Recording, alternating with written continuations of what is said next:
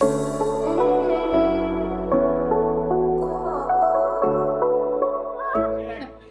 camera. Wait, my eyeballs. I don't have eyeliner in the corners of my eye, do I? No, you look good. Yes, Good. you did. Also, if it's far enough. It ain't gonna matter. Okay. All right. Well, welcome back to the Point of It All podcast. I'm Taylor, your host, and I'm also here with my dad, Pastor James Briscoe from HighPointe Church in El Dorado, Kansas. He's going to be on the interviewer side with me today. And we have some super special guests in the house, which I'll get to in a second. I do want to note that we have lots of kids just down the hallway. So if you hear something in the background, don't be alarmed. But We're real people doing real things, you know. For the Lord. That's it. For the Lord. So our special guests today are Kim and Ryan Gulick. Everybody give them a round of applause. Okay, we're going to cut that. I feel like we should keep that. That's funny. Hey, I was this is going to what- say, everyone, welcome Kim and Ryan Gulick to our podcast today. And Welcome. then we're going Yeah. Dig it. Yes. Okay, so I do have to say, when I first met Kim, Dad introduced her as Kimmy, and it kind of stuck. It's sort of a loving nickname. So if I say Kimmy, it's the same thing. It's just not Kimmy Gibbler. Yes. Not Kimmy Gibbler. And nobody, I didn't even think of it like that, but she said, as long as it doesn't mean Kimmy Gibbler, whatever. And I was like, no, I wasn't even thinking that. But when I met you, Kimmy, I literally liked you the instant that I met you. I could tell you were just so willing to laugh at yourself and be down to earth and a little bit ornery and just super real with you. Like, won't put on a facade. And so that's one reason why I'm super excited to have you guys on today. Yeah. And Ryan, he's an incredibly devoted husband and father, a hard worker, and he's got an awesome story to tell. They've got an incredible testimony about how God has worked in their life, and I can't wait to share that with you guys today. So, we're going to start with Kimmy. Let's first ask, what do you guys do? What do you do for a living? I work in the wolf field. I'm a rig operator. A rig operator. So, for the people out there that don't know what a rig operator is, what is that? I'm the boss of a pulling unit. Boss Run of the crew, keep the guys in line, All Yeah, right. speak keep the English. machine in line.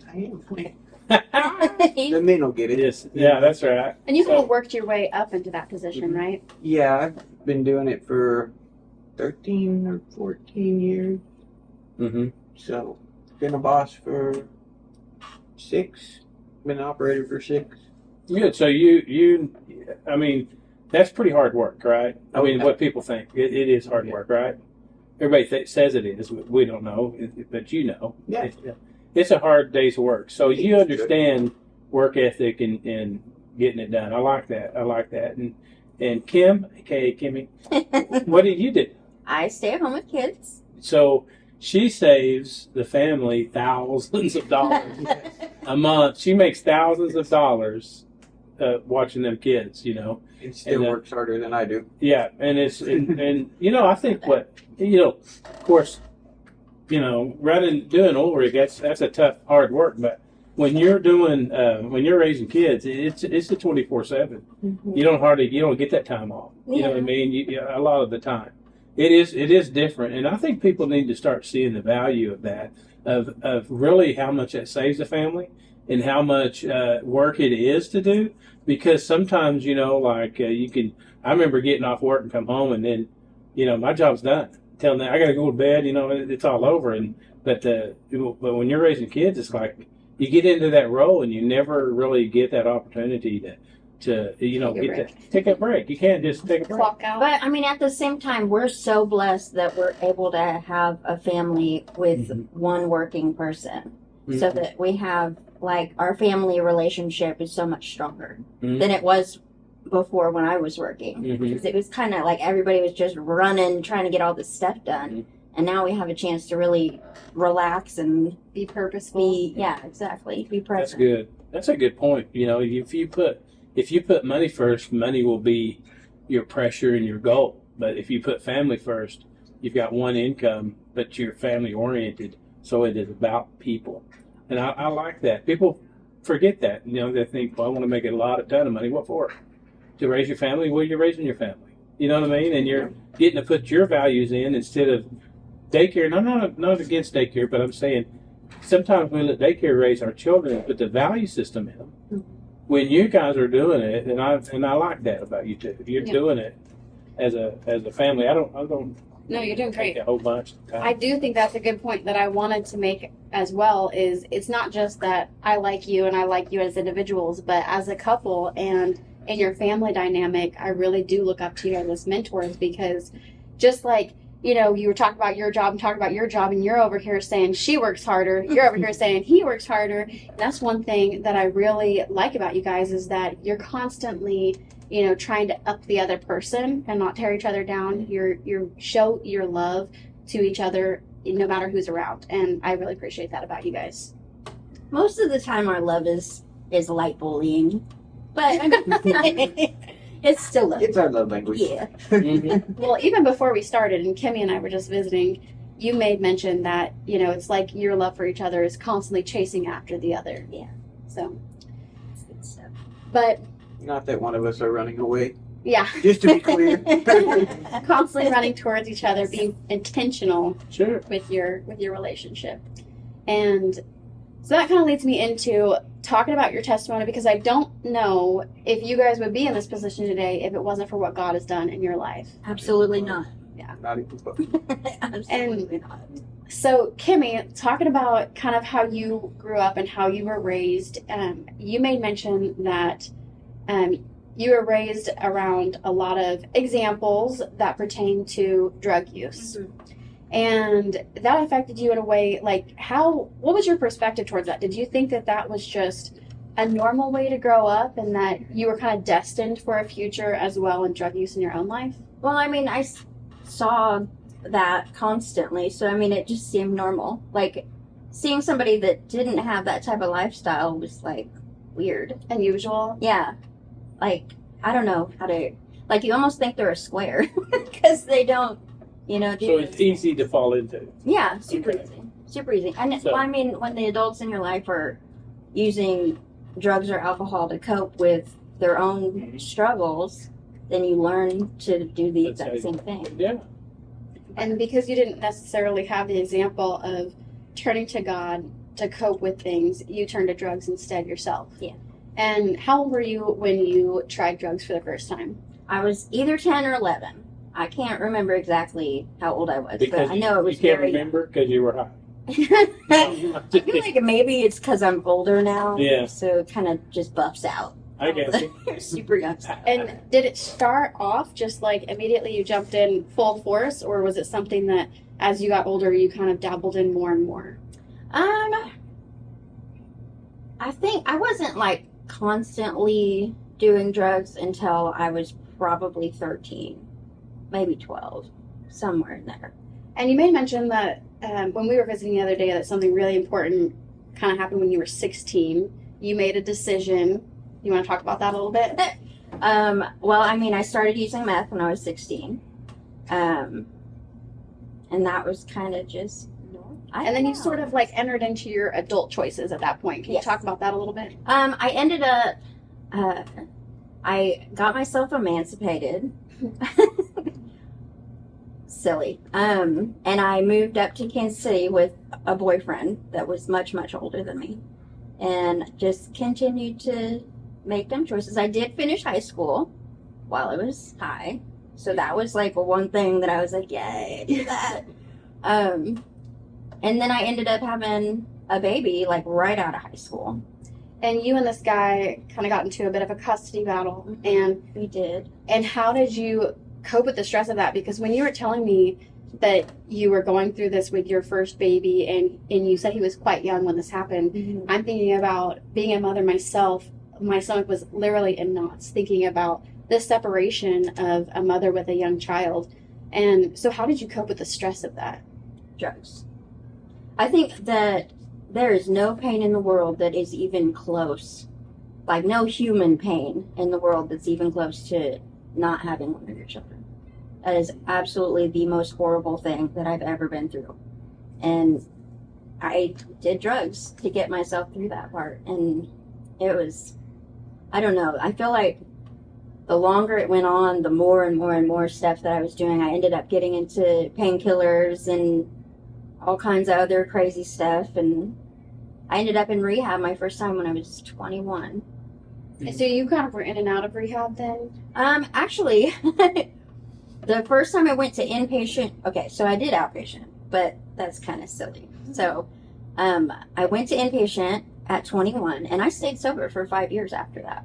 Wow. And I mean, I lived in a sober living house, 2 of them, and then I got out of that, and so I kind of lost that support system that you have. I mean, when you're living with 12 other females, half of them are younger than you, half of them are older than you, and so you get like the mom figures in there that are kind of helping you walk through this stuff. And like, even just your little boyfriend relationships, they're like helping you get through this. And when I got out of Oxford House, I lost that.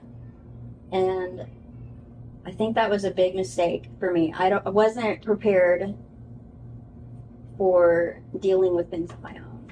So I was not ready. The community that you had was really impactful for you, but also at this point you were still kind of doing it on your own, as far as like you hadn't given your life to the Lord or like turned to Him. I mean, I knew that there was a God, and I kind of prayed, but I mean, I wasn't committed to it. I mean, I leaned more on AA and NA, CA, to kind of help me get through those things. And in all of those things, they're teaching you about your relationship with God, and it still didn't sink in. So, yeah. And so, Ryan, what about your time growing up? Did you have the example of drug use from a young age, or how did you get started in that lifestyle? Well, my dad, he's always worked in the oil field, so he was always kind of at work. Him and my mom split when I was young. I don't really remember that. But, no, I never really, I mean, I just never had that example. Really, my parents they tried to be really good, but I was a really difficult child. I bucked every rule. I rebelled against every kind of authority figure. I started smoking pot when I was 11. I started doing real drugs when I was 14. And I just kind of, I don't know, as soon as I did it, I loved it. So You were hooked. So this lifestyle that you two were living, is that what drove you two together when you met originally? Yep. We were both using, both being stupid. Did you ever get caught? Oh, yeah. So you got Oh, yeah. arrested, you were in and out of jail. Yeah. Tell us a little bit about the lifestyle of just like being in and out. I mean, you're just constantly chasing that high all the time. No matter what it takes, you're going to do that. Whether that's betraying your friends, your family. I mean, I hurt everybody that was anywhere near me.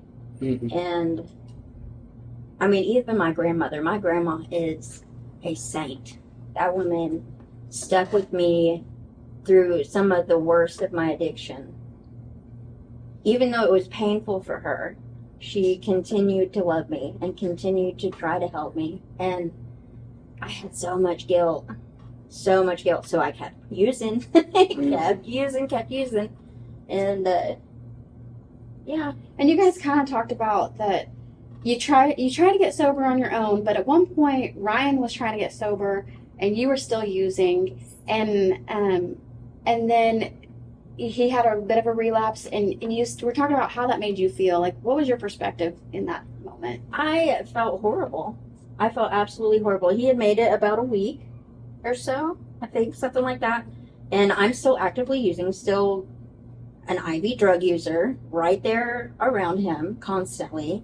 And I can't even believe he made it a week. There's no way I would have made it that long. And he came back. We were staying in this horrible hotel, and he came back from his corrections meeting.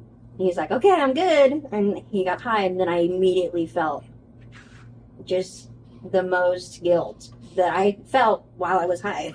Honestly, like, I felt horrible. And you guys kind of told me a little bit about how you had a bit of a reputation amongst law enforcement in the surrounding counties, even. And one thing that Ryan mentioned, I got to thinking about it, was how you tried to get a room at this hotel, and they wouldn't give it to you because of your reputation. And this hotel has a pretty bad reputation. I was thinking, oh man, it's you've got to have had a serious reputation if they wouldn't let you rent a room there. They get mad when you start selling drugs out of the room. Then they're like, okay, Yeah. gotta go. Just for kicks, will you tell us the story about the lemon poppy seed muffins with the crystal sugar, the sugar crystals? Okay. And you don't name names. You don't have to will not state name counties. any Yeah. counties or sheriffs. You know who you are. You know who you are. So, He's a good guy. we're He's a good guy. he is a good guy. He just has a low tolerance, and that's understandable. Sure. Yeah. I mean, he's got a history, and I can understand why he does not like that stuff. So,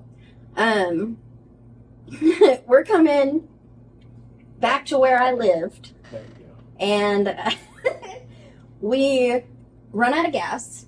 I call a friend of mine. I'm like, hey, I need you to bring us some gas. And I have Ryan take off with all of our drugs in this little bag. And my friend brings us gas. And so I go back up to the other side of the county line to get Ryan. And we start heading back towards my house. And like, it wasn't 30 seconds over the county line. And he was behind us. And so I tried to pull off on this little side road. And I had every intention of running. And that truck died. And I was like, oh no. We're going to be in so much trouble this time. And so I, at the time, had a warrant. So, and I was driving the truck. So Tell us what the warrant was for. the warrant was, so Do you want to share that? allegedly, I may or may not have had some counterfeit money. And I had, I went to the gas station and I accidentally pulled the money out of the wrong side of my wallet. And it was the fake money. And I was like, as soon as I sat it down, I saw it and I was like, oh no. But you can't pick it back up because then they're like, okay, she knows that it's fake. Mm-hmm. And so,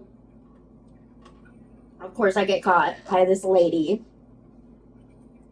No, go ahead and say that. I'm not gonna. No, I'm not gonna say that part. Because there's a point to it. There's a point to it that you knew this lady. I knew this lady had given this lady things that were not legal. But yet she turned you in. But she turned So me in. the point of it is, it really is because I'm not hearing that you guys stayed in a great motel. I'm not hearing that you've had great peace.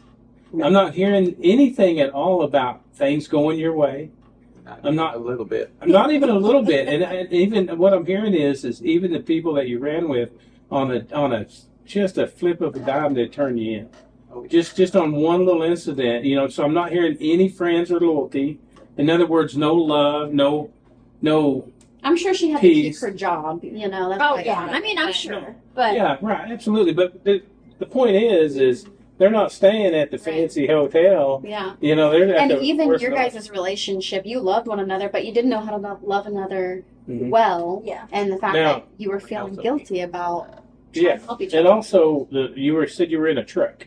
Yes. Now, was this truck brand new and looked really nice? No, Was that truck brand new Oh, and no. shiny? was it? It was brand new to me. Yeah, it's brand new to you, It but was you barely made it down the road, huh? It had holes in the floorboard. It didn't have a dash. Okay, it had so- a bucket seat. Right. So And these steering wheel. decisions, this is my point, because I know where you guys are coming from, and the point is there's really in this lifestyle what we're actually the reason that they're going a little bit more in depth of who they are is because we're trying to show the point that in that lifestyle there just really wasn't anything good. You didn't have, you know what I mean? I mean, if we took and then of course we'd like to get to that your life now. Oh, And why is it so different? You know what I mean? But you want to finish your Yeah, go ahead and finish. Oh, yeah. Just because it's kind of entertaining. So I get pulled out of the truck because I have a warrant, blah, blah, blah.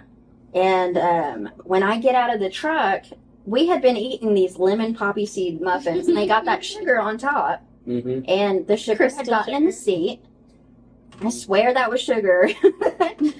But when I got up, there was a little baggie sitting underneath me that was in the seat. And so that gave him cause to search the truck. And Well, he was going to search it. he was going to search it regardless. But, I mean, Sure.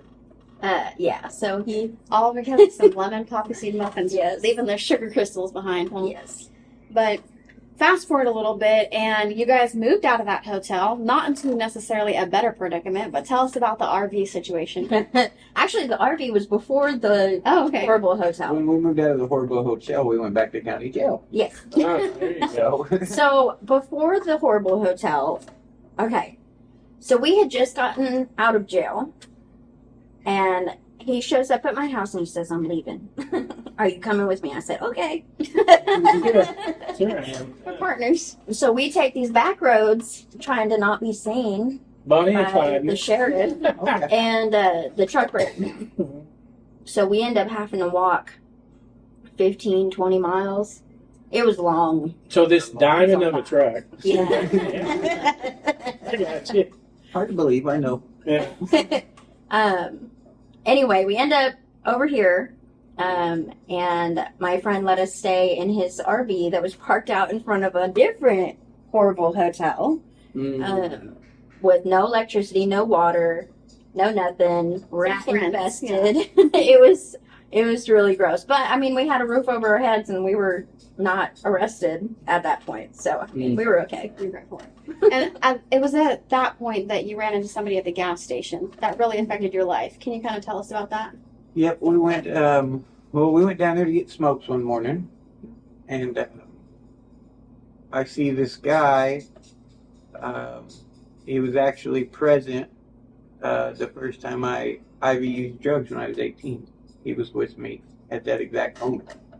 And I see him going in the gas station, and so, you know, I'm talkative, like, "Hey, buddy." We get to talking, and I told him, "Man, you're sober, you look like you're doing good. I'm really happy for you." And he said, "Well, you look not good." We didn't get to list the words we could say. No. Well, don't say that's that. better. That's But- better than the last time. But he said, "You don't look good," you Yeah. know. And we stood there and we talked for a while, and his buddy, somebody that kind of mentored him through his life, comes out, and I know this guy as well. I worked with both of them on the drilling rig for a long time, so, and my buddy, he said, "Man, if you want to change your life, come on." So I said, "I got to go get cigarettes." So he gives me a pack of cigarettes, and I go get her, and we follow them to where I work now. And he takes me in there, and he tells them guys he'd be one of the best hands you ever hired. And then he goes to walk out, and he tells me that I can be honest with them. So, and at the time, I mean, it was one of them that I had a lot of court cases that I'd caught over a couple years, a lot. A lot of consequences were kind of catching up to you. Yeah, so it was kind of becoming, in my eyes, it was kind of becoming the end of the road. And I was just kind of had accepted it. I was okay with it. I didn't see another way out. So the end of the road for you, you were thinking you were just going to end up in jail? Yeah, they were going to lock me up and throw away the key. So I caught 12 or 13 dope cases over a year and a half, all felony cases. How many felonies were you facing? Yeah, just kind of, it's a large amount, right? Well, the last time they locked us up, they gave me all my drug cases, which I had known about, and then they gave me 2 cases they had been investigating for 2 years. One of them had 39-person felonies on it, and the other one had 2-person felonies and 2 non-person for a burglary case. And so that was all the drugs. It was, I guess I've never really counted, more than 50, less than 60 though. Oh, and then the registration ones. That was the 39-person. Oh, okay. Yeah. Mm-hmm. So that was. So you you're- told this employer all about what was ahead of you?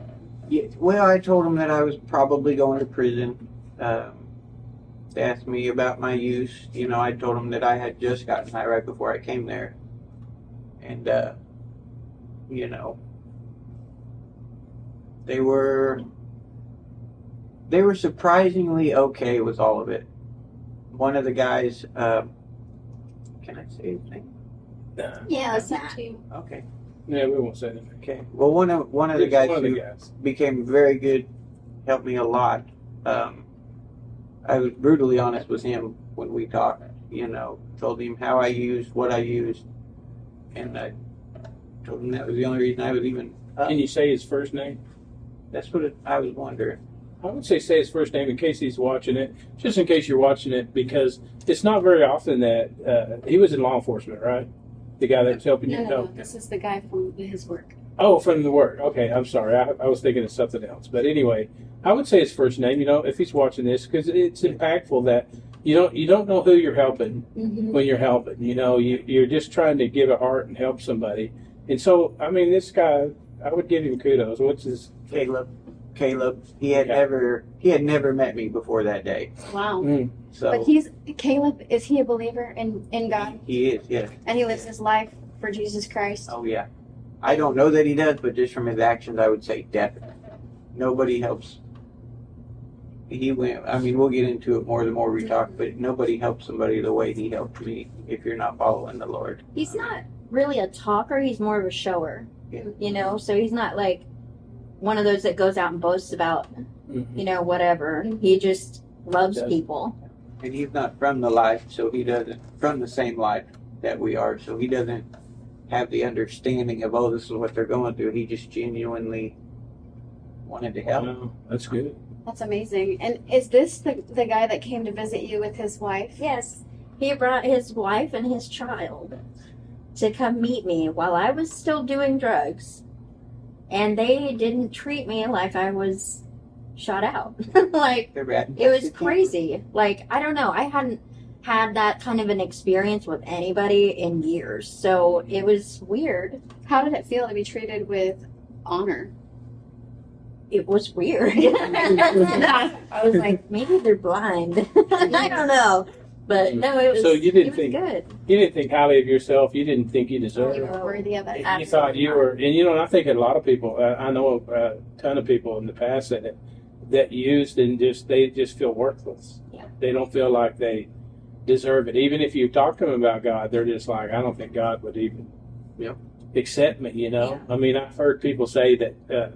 You know, the building might fall in or lightning might strike them, which is ridiculous because God loves you. And even if you're watching this and or you have a family member, God loves them. And no matter what, because we're sitting here talking about, we you know, of course you brought up funny money and you brought up 60 over 50 felonies under 60. I mean, that's a lot, guys. And you know, and been using drugs since from, like, we don't know if it was 10 or 11 because we were high, but up to when's the last, up till how old? How old was I the last time I went to jail? I had to have the jailer tell me how old I was. Mm-hmm. I had no idea. I was like, wait, how old? Because we went to high school together. Mm-hmm. I was like, wait a minute, how old are we? Because he was asking me all these questions. I was like, man, I don't know. I don't have a clue. But So years it ago. was crazy. 5 years ago. So half your age. I was wondering. Like 31. So I'm trying to figure out how many years were you using because that's a big deal. 11 to 27. So over 20 years, you were probably for about over 20 years you were using, and then we mentioned this guy. You know, he looked at you like you were valuable, like you were worthy of human respect and dignity. Mm-hmm. But that was so impactful to you. You remembered it so much so that you did end up going to jail. And who did you call? I called him every week, collect. And he took your call. Every week. And Every week. He helped me. He helped me tremendously before I got locked up. And most people, after they help you like that, and then you do something like relapse and go back to jail, most of the time that's it for that, you know. Well, not him. He still took my call every week. When my paycheck came in from AJ's, He brought it over and had it put on my books. He's who got me when I finally got blessed and found out I was able to go to inpatient. He's who set up for me to go to the second chance house when I got out. It just makes me think, whose collect call do we need to be taking? Mm-hmm. Who's out there needing help, needing us to treat them with just simple dignity as a believer in Jesus Christ, not judging them, not looking down on them, but taking their call collect and meeting them where they're at. And that's the kind of ministry. I mean, you guys are even in a position right now where you're able to do that for someone else. Yeah. So let's talk about how you got to that point. You guys, what brought you to church in the first place? Tell us a little bit about that. So I got to the second chance house, and it is a faith-based home. It's not a recovery home. So they're like, you got to go to church every week. And I'm like, never been. I didn't know nothing about church. I didn't know nothing about the Lord. Nobody, growing up, that wasn't something in my family that you talked about. I mean, you just didn't talk about God. And it's just not really for any particular reason. Mm-hmm. Like, they just didn't, They just didn't. So how old were you at this point? when I got clean, When you're fixing to go to church, how old I were was you? 27. You were 27? Yeah. So you used most of your life. I mean, Yeah. you know what I mean? If you look at that. So 11 to 16 27. yeah. So I'm just trying to make that base for everybody, because it's hard. If you're doing it your whole life, it's all you know. I mean, it's like breathing. You just keep breathing. I mean, that's how you feel anyway, right? I mean, you know what I mean? Because I remember, I remember running out at, midnight and thinking, is it my dealer up? Yep. you know what I mean? And so people don't get it. They don't understand, the thing where you're thinking, oh my gosh, it's 1, 2, 3, 4 in the morning. You know what I mean? And you're calculating. So I mean that pressure's on you, and all of a sudden now you're facing all this time. You're in this second chance with faith base, and you in your life have never been to church. You know what I mean? Don't even know where do I go? What does it look like? Well, why did you pick a HighPointe Church, El Dorado, Kansas? So right before we moved to El Dorado, can I say club? Can you call it Yeah, moving when you were placed here? Yeah. Well, no, right before we moved, right before we left where Yeah, we but speak up a little bit. Yeah, Tell us what your main plug, yeah, which is the what does that dealer. mean? Yeah, my dealer, he disappeared off the radar, which he went to jail for a little while, but when he got out, he was always like, oh, he's in there for 6 months, child support. He'll be back. Mm-hmm. Well, this time when his 6 months was over, he didn't come back. Never seen him, which we were friends too. I mean, we did a lot of business together, but we were good friends as well. So when I was locked up the last time I was in there was a guy from over here, and he knew him. He said, oh, he's clean, he's doing good. No way. So I get out, and I'm sitting there in the second chance house, and I just got there, so I didn't really know nobody, and I get out my phone. I text him, message him on Facebook, how you been? And all he sends back is, I'll be at HighPointe Church Sunday. You wanna see something come there?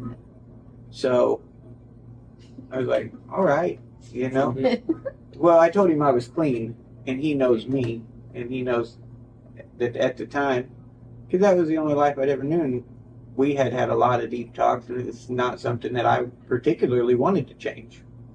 I was having a good time. I was happy. I knew where I was headed, and I was cool. I just figured that was how it was going to go down.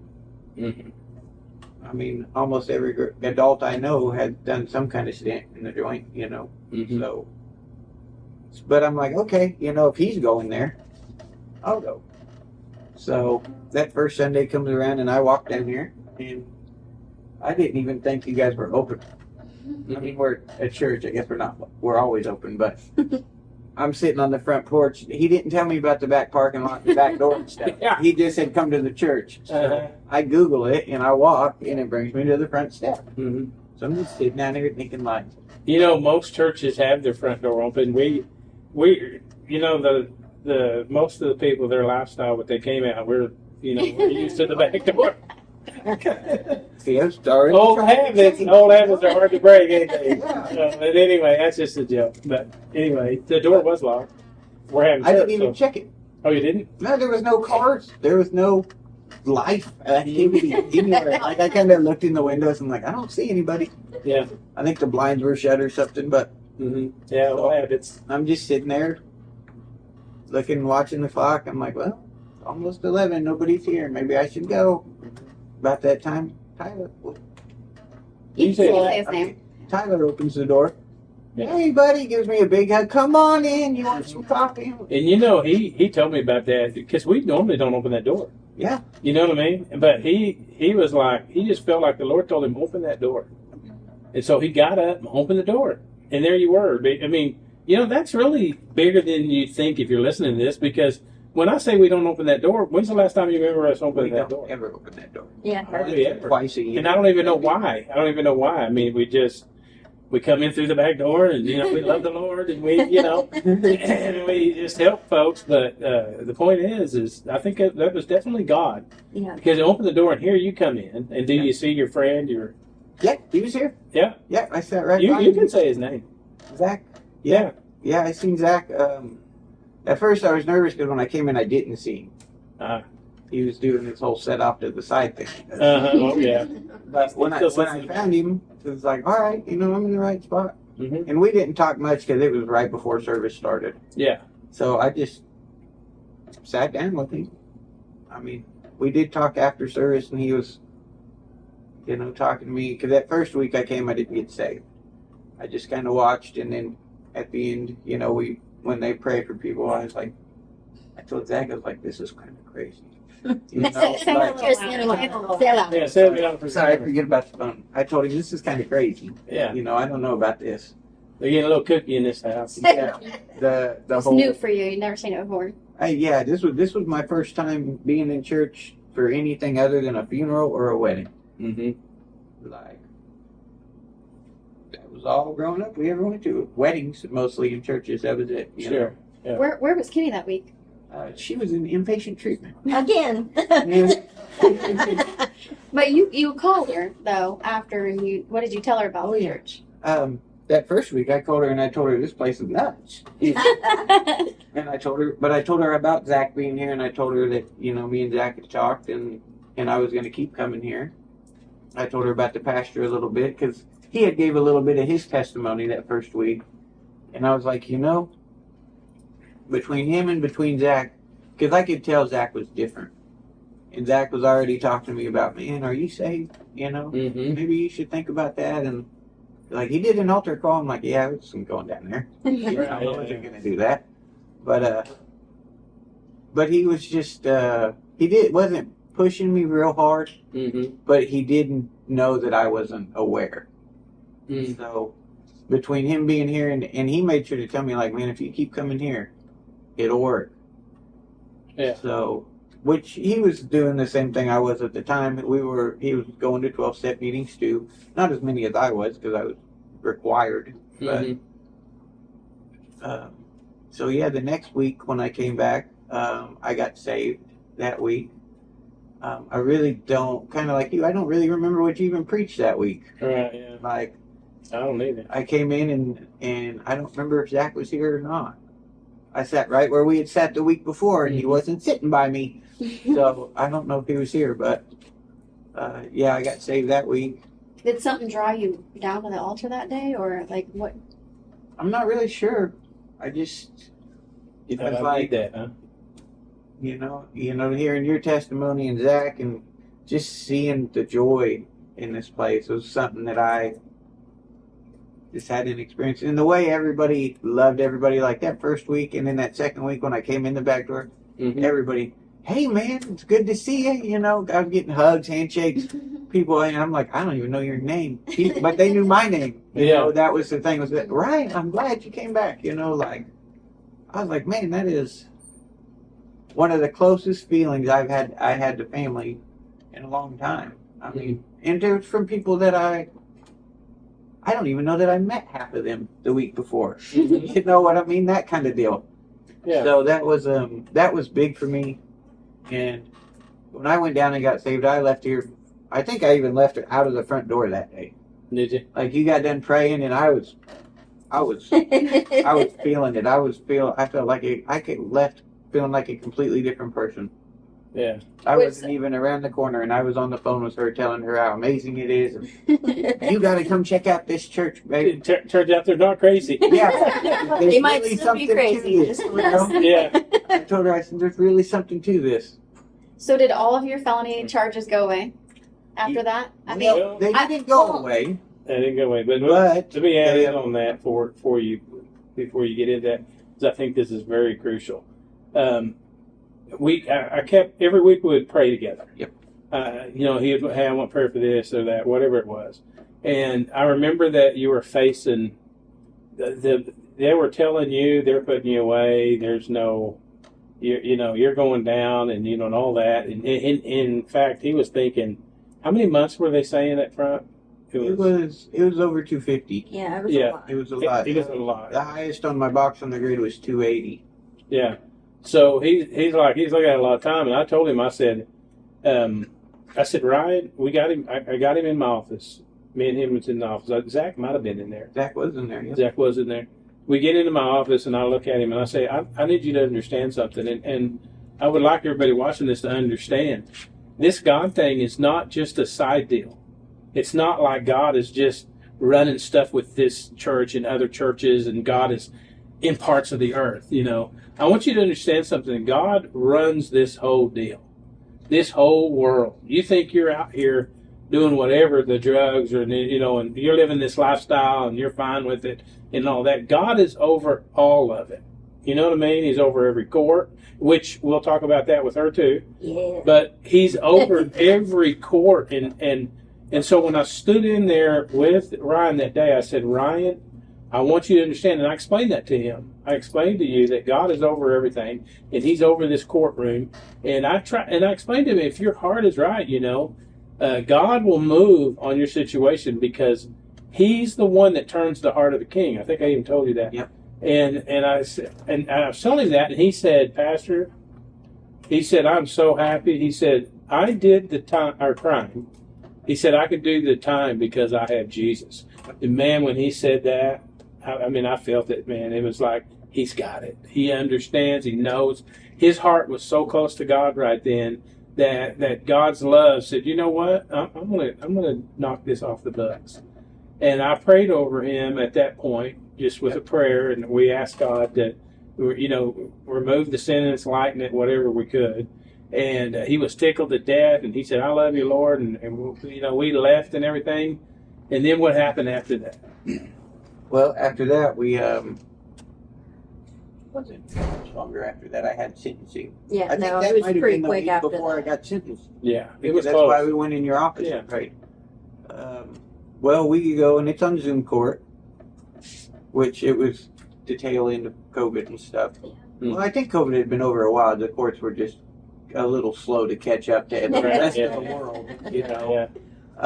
Well, she's on the couch, and I've already got my stuff packed in my room, because I'm like, I'm gonna have to go turn myself in after this deal, Right. Yeah. or maybe they'll come give me a ride, Yeah. But so we're on there, and everybody had told me the judge, because I didn't meet my sentencing judge until that day, and everybody's like, man, she's hard on repeat offenders. She's hard on repeat offenders. Mm-hmm. I was the definition of a repeat offender. So we get in there, and she's got Caleb, my boss, who I worked for then and worked for now. A lot of people wrote me letters of character, and I had not a big stack, but I had 5 or 6 of them from decently successful and influential and good, and they're all Christians. One of the things is what I'm trying to get at, was they're all people that are serving the Lord, and some of them are doing really big things for the Lord. They all wrote me character letters, and the judge, she's reading them. My attorney, wonderful lady. And the Lord played a big part with her. But they end up letting me off with, it should have been mandatory prison because I was on felony corrections when I caught all these cases for distribution. So the judge looked at me and she said, well, I just can't ignore everything I've got here. She says, Mr. Gulick, if you come back in my courtroom at all, you're going to jail. And she let me off with 9 years of corrections. Wow. So no jail time. none. Facing over 50, under 60 felonies. Yeah. I mean, that's important. And we That's pled down to, Yeah. she ended up, I don't even know what I came out with, like 13 maybe. 13 altogether. And so, and then we even prayed over that. Yeah. You know, you got that for 9 years, right? Yep. So we prayed over that, and then what happened? I did 18 months. And I go in my corrections officer's office and he says, this will be your last meeting. And I said, what? Uh-huh. Yeah, I thought he had me. I said, what? She was mad. But Yeah. I mean, Jealous. she was happy. I'm so jealous. She was. Sure, yeah. And he told me, he said, Ryan, you go to church every week. He said, you're involved in your church. You've completed treatment. You're married. Mhm. You know, at the time we had a baby on the way. You know, he said, you're starting a family. And I didn't know that my corrections officer believed in the Lord either. That's not something they talk about. Sure, yeah. You know. They should, but they don't. Yeah, well, I don't think they legally can. But anyway, Yeah. he told me at the end of that meeting, he said, Ryan, you're doing what you got to do, and you're right with the Lord. You're living right. He said, there's nothing more I can do for you. He said, Right. I keep you on corrections for 15 more years, and you're not going to get any better. Which You know, you're already on the right track. So, sounds like the Lord had a plan and Oh. had it, and He worked it out for you. and he knew, because that corrections officer, I had him before on corrections. So he knew the time before that when he let me off, it wasn't a week, and I was selling drugs again. Mm-hmm. So I really thought he was going to hold me for as long as he could, because he was very upset about the time before. And did He make the right decision? Oh yeah, we've been, life's been great ever since. Yeah. So, Yeah, Kimmy, that's let's talk about your scenario. You went to court. You faced some charges. of Well, your own. the thing was, is they were the thing that we need them to understand. Yeah. Is both of you were facing major jail time, consequences. courts, and everything at the exact same time because of that one pullover. Right. That kind of set everything Well, in motion. it wasn't just one pullover. Right. But I mean, At one time, put Yeah. timelines on the same time. yeah. Put you same timeline. Now you both are doing this, And- so. Also, the point of this is not to say that, you went to God to try to get out of Right. your consequences. But the point is that when you felt the love of God, you were so compelled to deal with your consequences. And yet the love of God was so compelled to show mercy on you. Mhm. And that's what you experienced that has kept you bonded not only together, but in the church and with, living your life serving the Lord. Yeah, because I don't think it would have worked. Well, I say I don't think. I'm 99.999% sure that it isn't going to work. You're not going to call on God and just, trick Him. Yeah. Yeah. You're not going to say, "Hey, I'm going to receive you because God is real." And I know we come to Him sometimes and we say, "Hey, we're just going to receive Him and not really have a relationship with Him because we're just doing it for fire insurance. We don't want to burn. We don't want to burn in hell." And the thing is you're not going to trick Him and say, I want you, God. I'm going to do right. Because we all have been on our knees. Maybe not Taylor, but been on our knees, thrown up in a toilet, Yeah. saying, "God, if you just get me through this moment, I'll never do it again. I'll never do it again." And we say that over and over again. You know what I mean? And so you're just not going to trick God, And I think by coming, He had the heart of saying, "You know what? Listen, I didn't realize God was this real. I didn't realize it. I mean, I had no idea. he had no idea, And when that changed him like that, his heart attitude was, "Hey, I have you, Lord. I'm fine." And, not only did God recognize that moment, But the people around him, the people that were, in law enforcement, different things like that, your correction officer, they seen it in their spirit. God revealed it to them. This is what I've done with him. And they seen it, and they said, hey, God's dealing with you. He straightened you. And then you, of course, you got off. And there's nothing else in the world that will give you that sure joy amidst facing such a trial like that. There's no lemon poppy seed muffin that's going to give you that security of joy amidst that. There's no drug that you can use that's going to give you the knowledge of no matter what I face, I'm okay. But yet it is the knowledge that God loves me and he's never going to leave me. He never forsakes me. And having that connection is what gives you that joy to be able to look that trial in its face. Yeah. And say, come on. Yeah. So now we jump to you. Right. You're going through it. Now, what happened in your experience? I was looking at some time. I can't even remember how long. It was somewhere like 7 or 9 or somewhere in there was my... I think you were in the 8-9 years. Yeah. That was my maximum sentence. 9 years, basically the max. It could have been anything. Yeah. Okay. So almost the age that you were without doing drugs. Yeah, right. Almost. Almost a decade. Look at that. Facing a decade almost, right? Yeah. Which I totally deserved. I mean, I had Mm-hmm. when you have multiple charges, like multiple cases back to back to back, it's special rule. Mm-hmm. So they can run all of your stuff consecutively. Mm-hmm. So you have to wait to finish out this time before you start this time. Mm-hmm. Right.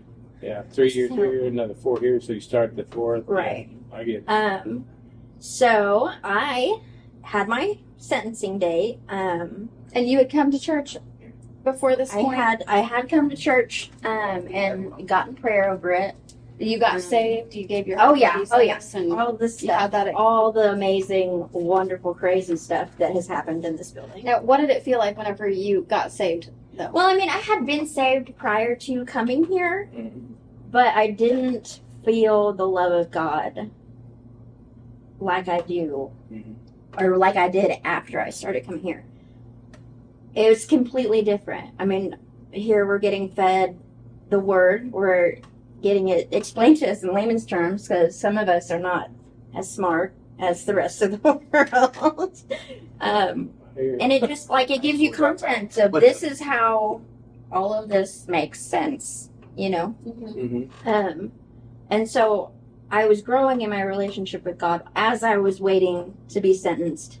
And so on my sentencing day, I go over to the county in which I have been charged, and I have to go to the courthouse. And after he had his Zoom thing, and they were like, "Oh no, you got to come to the courthouse," I was like, "Oh no!" So I go to the courthouse, and I'm sitting there next to my lawyer, who I did not like at all, and this judge is just getting. Now, wait, was this an appointed lawyer? Or? Yeah. Oh yeah, I couldn't afford a real one. Yeah, well, I mean, because when you say, hey, you don't like her, a lot of people online might say, why don't you just get another one? It's not that easy when you're broke. When you're broke, you don't have anything, and you just got to go with what you're dealt with. Yeah, so this lady's just getting through the course. Actually, it was a dude. I think that's why I didn't like him. Oh, okay. Because he was, it was the whole thing. Anyway, he did me a favor. Thank you. But I was not a fan of him at the time. Okay. So I'm sitting there in court, and this judge is he's like, I could send you away for blah, blah, blah, blah, blah. And he's like, make no mistake, because I'm pregnant at the time. And he's like, make no mistake, I've sent plenty of pregnant women to prison. Mm-hmm. And I was like, oh. Ooh. Mm-hmm. But he was being tough on you? Oh, yeah, he was being super tough. I literally was mentally preparing myself for, okay, I'm not going to walk out of this building. Mm-hmm. Well, you brought your sister with you. I did. I brought my sister to drive my car back to her house because I was convinced I was not leaving there. Mm-hmm. And so literally, okay, in the middle of my little thing, he instantly changes his whole tune. Yeah. Like, it was like I was talking to a completely different person. Mm-hmm. And he just started talking about all the good things that I had done since You know, I got out of jail and treatment and all that stuff, and even the DA, who did not like me at all, even she had nice things to say.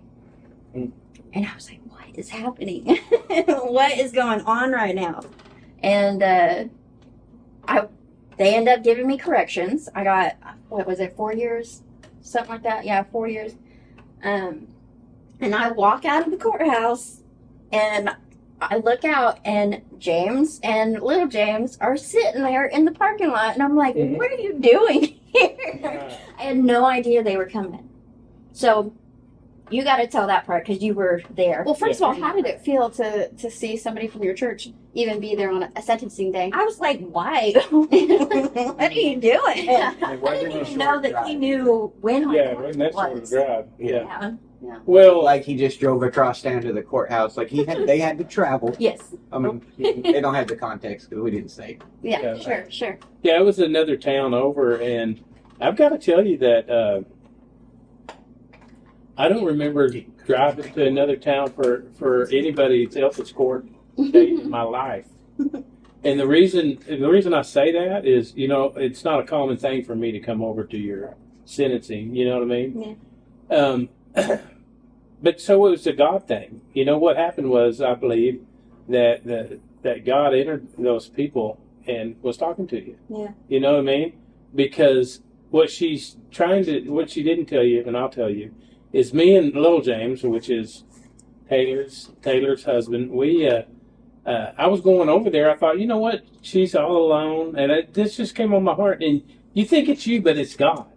Yep. You know what I mean? Because I'm thinking she's all alone, and you know, it'd be nice if somebody would be there for her. You know, and I thought, okay, you know. So I tell little James, hey, you want to ride with me? We're going over there, and you know, he said sure. So he jumps in, and we drive over there. I pull up to hoping it's the right courthouse, but I had spotted your car. Yeah. So I was like, yeah, this is the right place. And there was a lot of windows up there. I didn't even go in the building. We were sitting out in the truck just waiting, and we had a time. We knew it was going to be a certain hour, you know.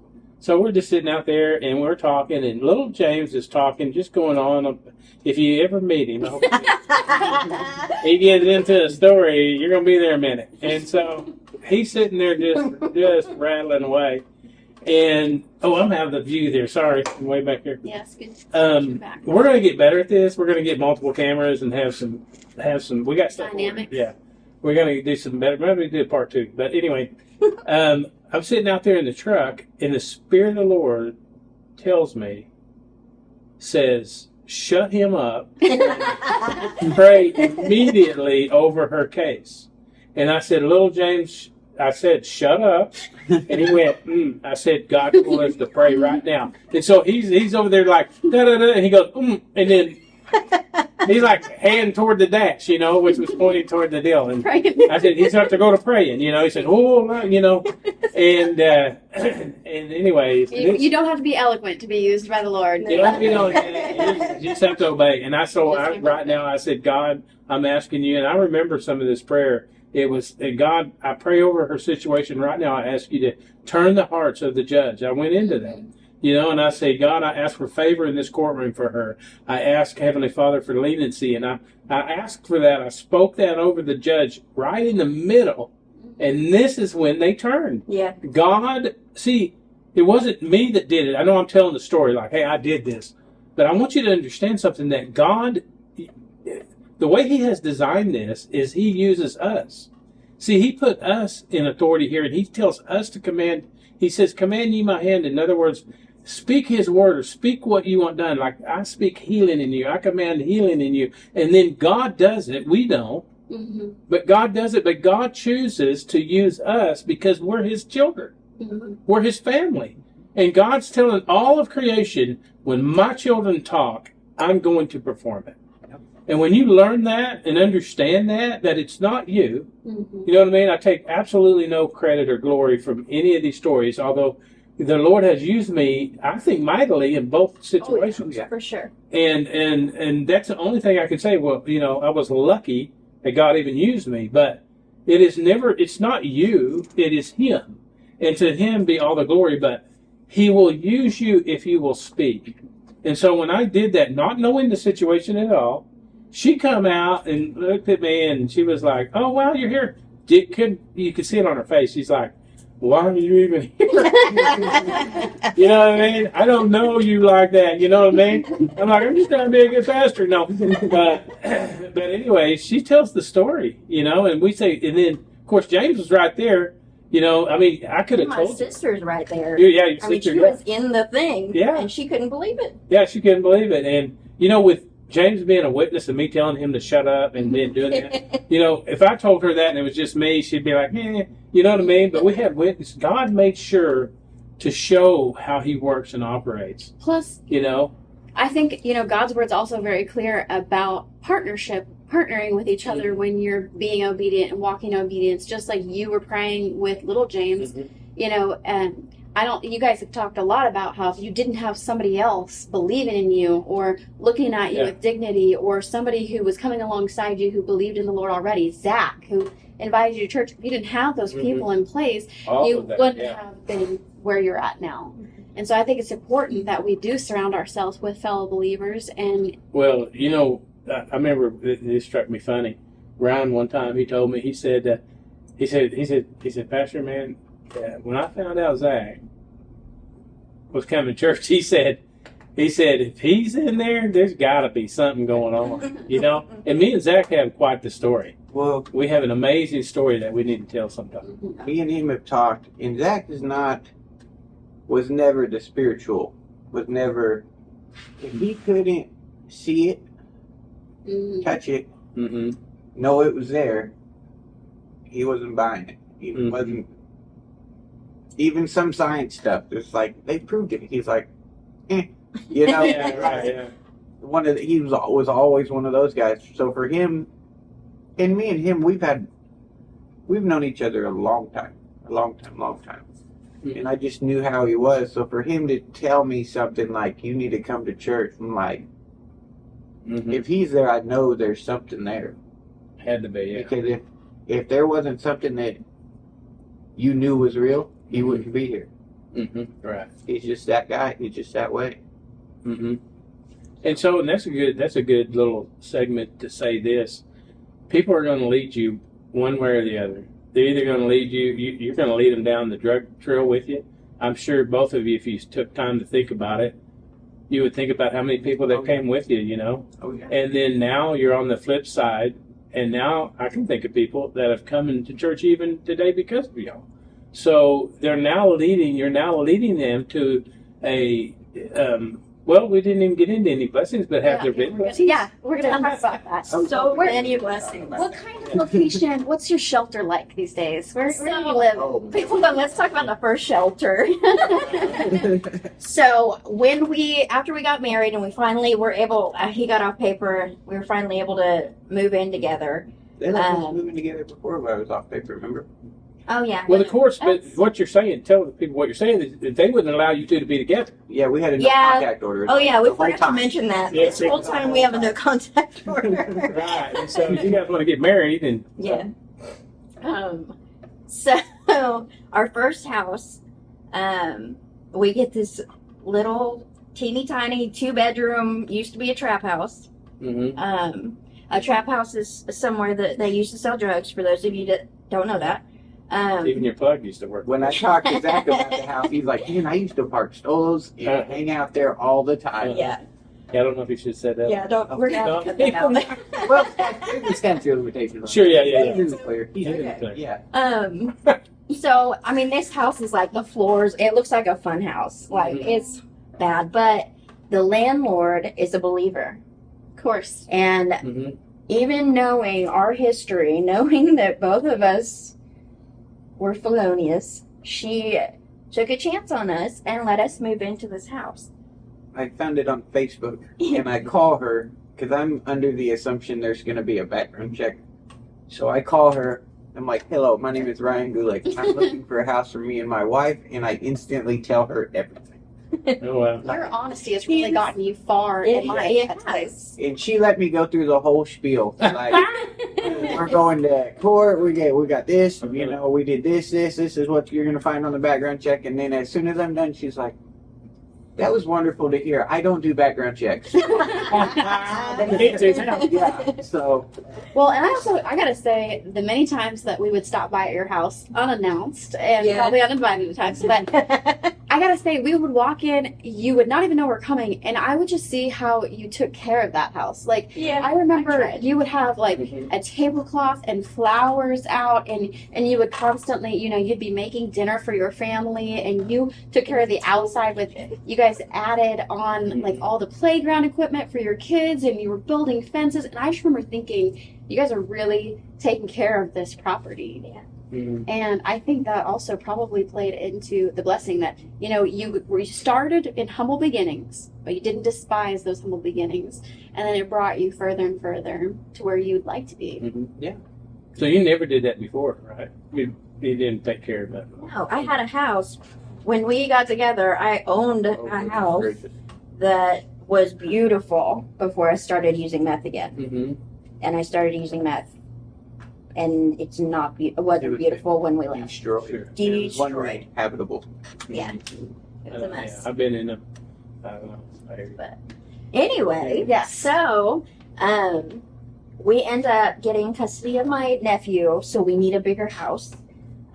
So that the girls and the boy aren't all sleeping in the same room. And And you got Okay. custody. Oh yeah, Partial we got custody. yeah. 50% custody of my oldest daughter, hmm Mhm. I was not present for the first 5 years of her life. So God's Because of starting my to restore things Yes. back to you. Yes. And we got a beautiful friendship from the landlords Mhm. of that crazy house, which we have now worked with them and helped bless other people With the crazy house. with a place to live. People that were young and don't make a lot of money, but they, they're trying to follow the Lord, even being as young as they are. So we were able to use, which they're our friends. Them landlords, they are really our friends. So Mm-hmm. that was a wonderful friendship that came out of that. Yeah. So So as your family was being restored, you were needing more space. Yeah. yes, We were needing more space, and we were a lot blessed. of praying. We prayed Yeah, we a did. lot. We did a lot of praying. And then we were blessed with this house. So you were under a stress. Hang on. Yeah, but Wait. They were Okay. under stress. And instead of coping by turning to drugs, you coped by, what was that, Ryan?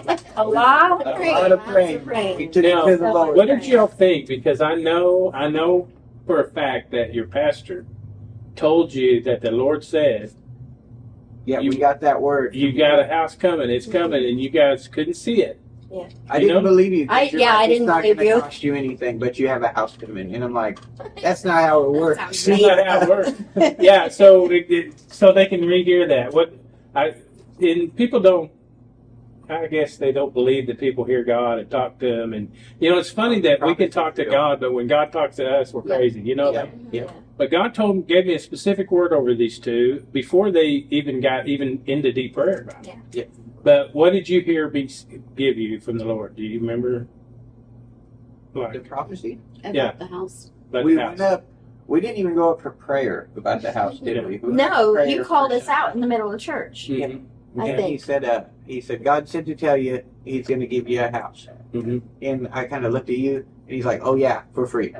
Yeah. And you walked off, and I'm like, at the time we didn't need a house. I mean, we had talked about it, wanted a nicer place. Yeah, you ready? We needed a house. Yeah. But, I mean, Yeah. it was one of the nicer houses I had lived in. So Yeah. that was cool. But, Yeah. So you thought that's nuts, or Yeah, I thought your cheese had slid off right? Okay. Yeah, I got you. for sure. I believed you. I believed you. Like So- Abraham and How Sarah. it was gonna happen. But didn't see how it was going to happen. So what happened? So So- fast forward that was months before this came. Yes. Yes. So my father, who has watched me go through my addiction, watched me destroy my life multiple times, Mhm. has been, spending time with us. He sees what we're doing. We talk all the time. Mhm. And he calls me one day and he says, y'all need a bigger house. And I said, you're not wrong. And he said, we've been talking, him and Lori, my stepmother, he said, we've been talking and we really feel like this would be a good investment opportunity for us. We want you guys to go with this realtor. They set us up with this awesome realtor to go start looking at houses. Mm-hmm. And literally the first house she takes us to is just beautiful. It has plenty of room for us. It's got a huge backyard, fenced in, just beautiful house. And my grandma was like, don't go for the first one. You got to keep looking. Yeah. We left. No. I told her when we left, I was like, babe, I love this house. Yeah, I love it. And she's like, we Love gotta that look at house. more. Yeah. So we go and we look at like, what, 10 more? 6? I think I we don't looked know. at It was 8 a total, whole lot. but 2 of them we didn't go inside because you could tell from the outside they were so tiny, Yeah. Mm-hmm. you know. But I think we looked at 8 altogether. Yeah. Mhm. And we ended up going back for that first Ah, and this is of course, if you know El Dorado, this is in the higher end El Dorado. Yeah. Yeah, it's in the nice enough that when I pull my oil field truck into the driveway, the neighbors kind of give me the look. So we have to wash it weekly now. Yeah. So, So when we first moved in there, okay, so he didn't make us put in a deposit or any of that stuff. We didn't have to do a background check because he already was there for the court dates. yeah, right. And so we get in there. We weren't able to give the last landlords a full 30-day notice. Mhm. And so he told us he didn't want us to pay rent that first month so that we could pay rent on our last house so that they weren't out any money. And so we did that. Give her the 30, didn't we? Yeah, after. Oh. Mhm. He just wanted to make sure for sure that we were getting the house before we said, hey, we're leaving. Yeah. You know? Yeah, absolutely. And so, yeah. And now we have a beautiful house with plenty of room and a fenced-in backyard. Mhm. And So- cameras that I don't get stuck in anymore. There you go. And so, what did it cost you to get in that house? Nothing. Nothing. Man, I tell you, what a blessing your dad. What a blessing. Yes. And your stepmother. What a blessing them too. You listen, God will, and this is where people miss it. They'll think, well, the mom and the dad helped. God uses your family first for a reason. He uses That's it not first. something you just call and offer somebody. Yeah. No, especially when he's done nothing but watch you in drugs for 20 years. Yes. So for him to even do that. Yeah. You know what I mean? I was like, I've seen Ryan's dad do things for him that he hadn't done mm-hmm. for years because, you know what I mean? Isn't that true? Because he watched me. Yeah. Things he would just not help with. Mm-hmm. And now he'll like call and volunteer. Or like if he finds out I had some issue and I didn't call him, he'll be like, why didn't you call me? Uh-huh, right. And you know the Yeah, it used to be hot me. dogs, hamburgers, deals cooked at church, he wants to be involved every time. He don't come, but he wants to be involved. After that first year, that grill I used, he bought that from me. Mm-hmm. Right. He took me out and said, you can't be cooking on that grill at the park. Mm-hmm. He took me out, he bought me that one, and the next year he comes, sees me, and he's like, oh yeah, this is not gonna do. Mm-hmm. So then he's like, I might help you next year. He waited till the day before to finally be like, oh yeah. And so he shows up, and you can ask her, this year I was sweating, because it's like 9:30. Mm-hmm. Last year I started cooking at like 8 in the morning. It's like 9:30, almost 10. Man, it starts at 11. He pulls up a trailer full of grills. Yeah, Big yeah, grills. yeah. How many? 3 big grills. Yeah. One big Blackstone. He had his big propane grill, and he had another little one. I thought there was 4, but you And said, then, well, we loaded my little one too. oh, okay. All right. And we get to the park and we unload, well, the big Blackstone and then his big propane grill. And we cooked. We could get sponsored by Blackstone. What they're talking about is now how that he was talking about serving in our church picnic and cooking for our church picnic. And so now you guys have come full circle where you're able to do some of these things, not only for others, but to pour back into your church family.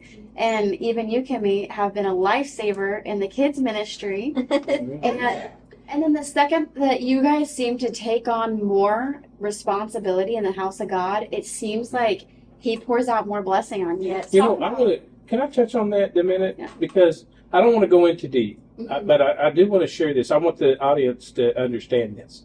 Because you guys have got to experience what probably almost every Christian experienced. God moves on your life, does some wonderful things up front. I mean to tell you, takes care of stuff, amazing things. And you get so excited, and then you get to a point to where all of a sudden it's comfortable. Yeah. And then you back off of helping, you back off of, you don't do, you're not, I don't want to do the kids this way, or I'm not going to come down and mow or weed it. You know what I mean? Yeah. You just back off a little bit, and then your life starts to go in reverse in a hurry, doesn't it? Yeah. And then when you finally dawns on you, holy moly, I have put God second or third or fourth and fifth in my life. And then when you change that, I don't really want to go into a whole bunch of that, but can you tell me what I'm saying to them is true?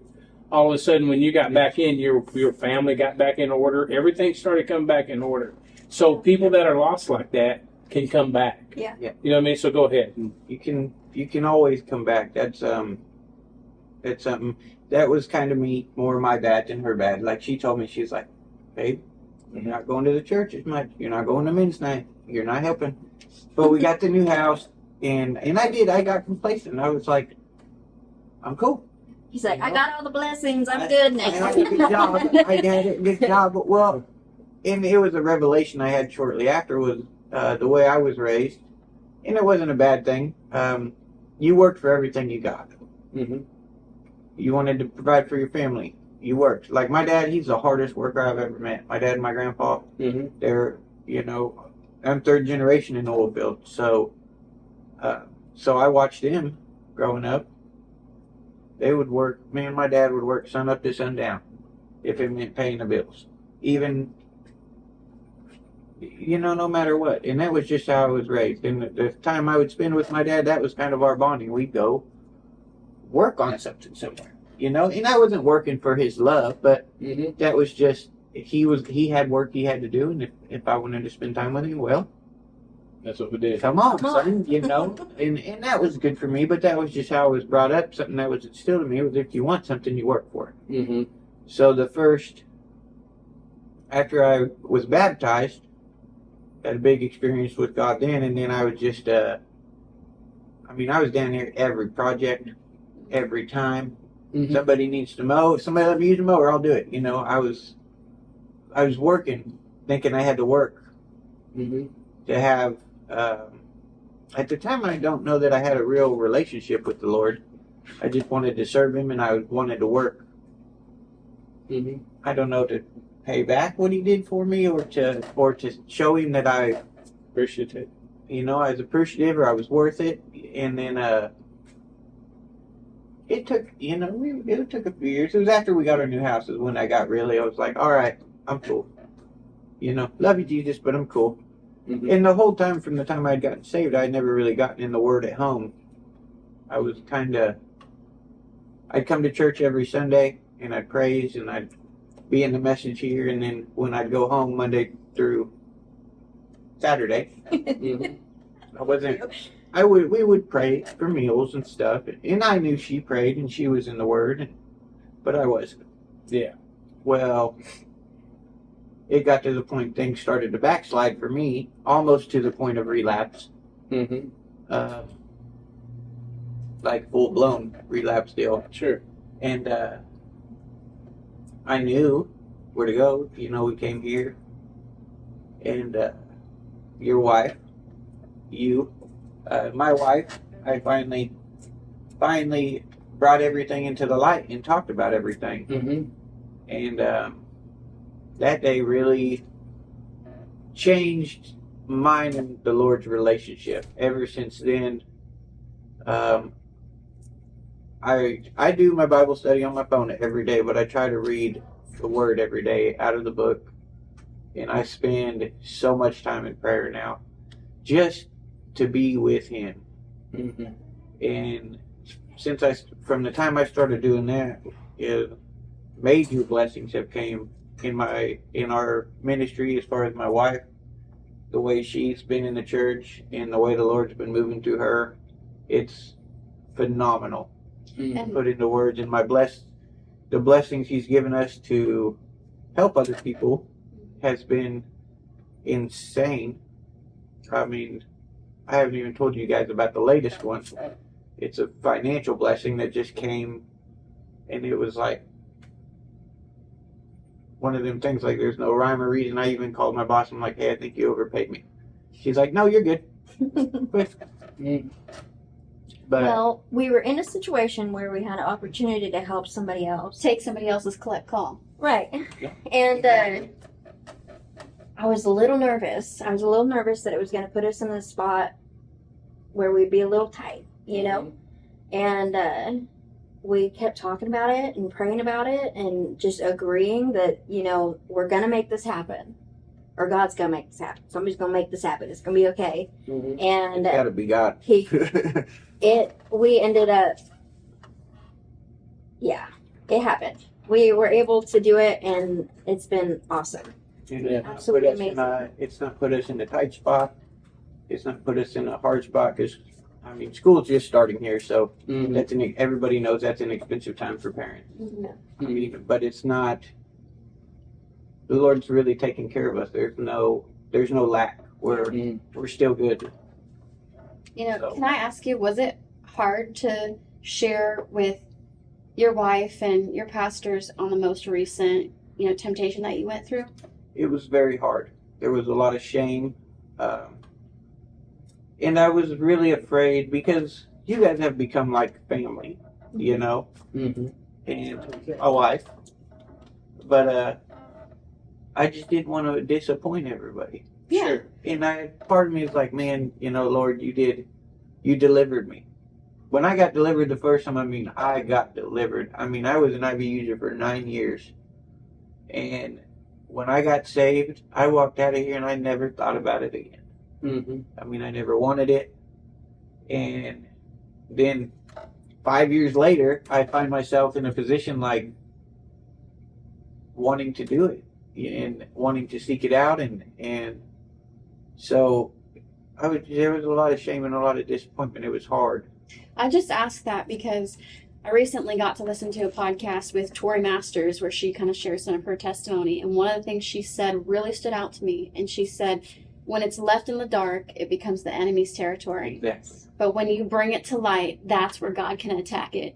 And it was so hard for you to bring it up to your wife and your pastors, but you knew that God could help you, and you knew that, and once it did get in the light, it got fixed. It did almost immediately. And it brought me to a spot even better than I thought. You know, I had that revelation. You don't have to work for God's love. Right. And so I believe, I had kind of a relationship with him before, but it was really from that point that I have a real relationship with him, not just coming and working at the church. I still want to come and work at the church and help, you know, and serve, but Yeah, that's just doing that should be. I'm doing it because it's I what want God to. loves. Yeah. not because I have You know to. what I mean? I love Him, and I'm going to do it because this is what's going to help further the kingdom. Yes. Because by you doing the things you're doing and people working in churches, it allows people like you to show up. Yeah. Because you know what, people aren't giving and they're not tithing, they're not doing the work around the church. It's not going to be here. You know what I mean? Yeah. For that next person that needs that help. Yeah. And You know. I also want to say, you know, your guys' whole story has been progress. And there's the scripture that talks about working out your salvation. And there's a scripture that talks about going from infancy as a believer, growing in maturity as an adult in your relationship with God. And in that, you guys have, you know, had struggles, brought it to light, it got dealt with, you've been blessed. And you just have that cycle repeat over and over again. And that happened for you even recently, where you had something that you struggled with your whole life, just what you considered probably a little thing in comparison to some of these bigger things. Yeah. And can you share that story? So, okay, since I was, I don't know, probably around the time that I started using meth, I've had this constant guilt spinning around in my head. Like all of the horrible things that I've done in my life constantly. And it just never shut up. For how long? Until like 20 years. You told me 20 years. It's like 20 years-ish. Yeah. You ask her how long she's trying to give you an exact. I know I'm it's sorry. exact 19 and a half years. She knows the exact day it stopped. Yeah. She's trying to remember the exact day it Yes. started. I don't know, just having that constant in your head all the You time. never experienced peace in that. Ever. Ever. And I mean, even after I'm done using drugs, I'm not doing that stuff anymore. I'm trying to live my life right, but I Still- can't get rid yes. of this stuff. And I just felt unworthy. I felt like I was unforgivable. And it just kept me in that cycle Mhm. constantly. And I mean, I came up and I got prayer a few times about it, but I didn't really like give it over, you know. I wasn't ready yet, I Mhm. think. And like a month ago, maybe somewhere Yeah. there. Anyway, Something so I go up for prayer and I'm like, listen, I'm this serious. is what I got going on. I need this to go away. And I lifted my hands up in the air and I said, God, I need this gone. I can't Mhm. handle this anymore. And like that night, I'm sitting on the couch and I look over at Ryan and I say, I think I'm brain dead or something because I can't like think of anything, you know? It's just, I mean, I can think to function, but it's not that constant running all the Yeah. time. And it was just peaceful. And I was like, what is happening to me? Yeah. And so the next day, I'm up in Topeka with my nephew, and you called me, or I called you, I can't remember, but you said something about you were praying that you wanted to see the fruits, you know, Yeah, from yeah, this yeah. church or whatever. You needed some fruits Some to, fruit, yeah. you know. And I said, I almost called you last night, but I was worried it was too soon. And I told you about it, and so there you go. There's another prayer And- answered. All right. Well, to end our podcast, I do want to close by asking you each, to you in your own words, what is the point of all of it? What's the point of your whole story, your testimony, going through your trials, now having been touched by the Lord, sharing your story publicly, sharing about the blessings? What's the point of all of it? Like for me, it just shows me that it doesn't matter how low you are. It doesn't matter how big of a hole you've dug yourself, that God can bring you out of it. And He can use your story to help other people. Mhm. I think that's it. That's the one. Ryan, do you want to add anything? Do better than me. No, No, mine. No, I'm pretty much what she said. No matter how deep in it you are, Mm. even if you don't know him, he can come get you out of it. this guy. Even when you don't know him, you're talking about God. Yeah, God. Even when you didn't know God walking into this place, and yet without him, you wouldn't have been able to get yourself out of the hole for good. Exactly. The way he reached in there and started bringing me out before I even knew. Behind the scenes, he was Just working. using people that were in the life with us. I mean, Yeah. it's he can meet you anywhere you are. Mhm. He really can. And no matter how big a trouble you think you're in, no matter what problem you're facing, he can deliver you. Mhm. He can change it. He can. Yeah, I was going to say earlier, me and you prayed for a fella in the room before this podcast, and I told him basically that when you receive the Lord and you think everything's going to be hunky dory, and it really isn't all roses. You know what I mean? Yeah. I mean, but it's hard to explain because you're going to be attacked. You're going to go through stuff. You're going to have bad days. There's still this fallen world that covers you. You know what I mean? You're still going to have this struggle. You're still going to have this thing come up. The enemy's going to do everything he can to try to make you fall. So you're going to have these things. So don't think because you've received the Lord and you're going to live for him that, boy, everything's just going to smell great and be great. Yeah. You know, you're going to have battles and fight through it. The difference is you still come out smelling like roses. You still have blessings. You still have the peace that surpasseth all understanding, which, in other words, you're in this situation thinking, I shouldn't have peace, but God has given me that peace, you know? And so I think that's important to understand, because if you come into this saying, hey, I'm going to receive you, Lord, and I need you to show me, you know, and then certain things don't go your way, you're liable to just shuck it when you've never really gave it enough opportunity to allow the Lord to move in your life. Does that make sense? That's kind of what I was trying to say earlier. But, Yeah. I think that, I don't know. I don't think the devil's going to attack somebody unless he knows that that person is going to, share the word of God with other people. He's just not going to waste his time, Well, also, like you were mentioning, you got to pray with somebody even before the podcast even started. And Kimmy and I were talking about, even if that's all that comes out of tonight, that it's worth it. Yeah. And so those of you who are listening online, if there's one person that this gives hope to turn your heart to the Lord, it's worth it. You're worth it. Without further ado, I just want to thank you guys for tuning in. And if you've come this far, thank you. It's great to hit like, subscribe, share it with a friend, somebody that you think maybe needs some encouragement. And know that with the Lord, there's always a place in His family for you.